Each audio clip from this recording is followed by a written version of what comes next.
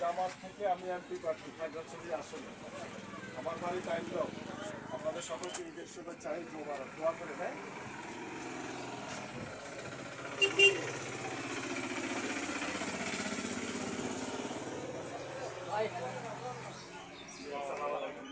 ভালো আছেন ঈদের শুভেচ্ছা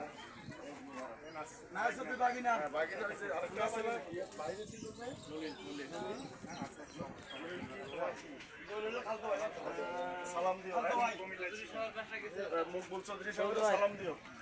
আসসালামু আলাইকুম ঈদ মোবারক দোয়া করেন আমার জন্য এটা হলো সিনার কথা আমি হ্যাঁ জি তোর বাপের সাথে তো আমাদের ভালো হয়েছে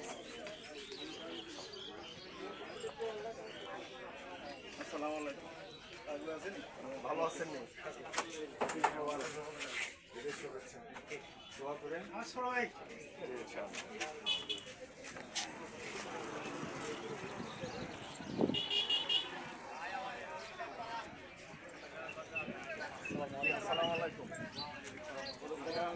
ঈদের শুভেচ্ছা ঈদ মোবারক